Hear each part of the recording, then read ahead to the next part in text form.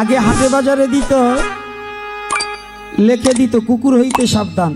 আর এখন কুকুর বিশ্বাস করা যায়, কিন্তু মানুষ বিশ্বাস করা বড় দায়।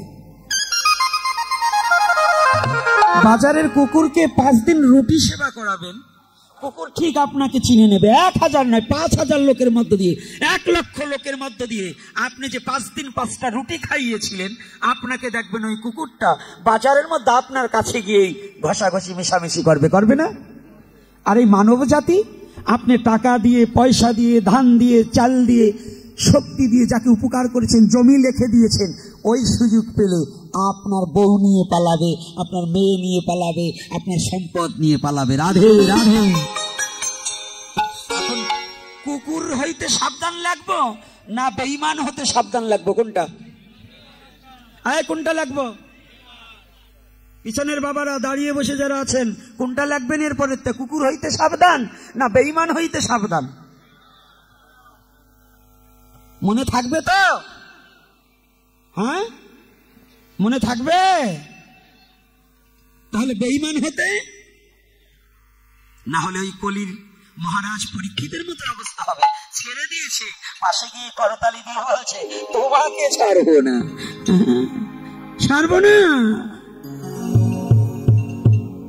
আজকে তুমি আমাকে যে তীর ধনুক দিয়ে ভয় দেখালে না, তোমাকে মৃত্যু কত যন্ত্রণা, মৃত্যু কত কাছে, আমি সুযোগ পেলে মৃত্যুর দ্বার পর্যন্ত তোমাকে নিয়ে যাব। আর বেঈমান গুলা, মির্জাফর গুলা, এরা কখনোই তার মালিককে মারতে কখনো হাত কাঁপে না। কাঁপে? এই মির্জাফর কে? সেও তো একজন মানুষ। মির্জাফর কে ছিল? একজন মানুষ ছিল না? তাহলে বুঝুন মানুষ কত ভয়ানক। এই মানুষ চেনাটা বড় দায়। দেবতাকে চেনা যায়, দেবতাকে সন্তুষ্ট করা যায়, কিন্তু মানুষ চেনা বড় দায়।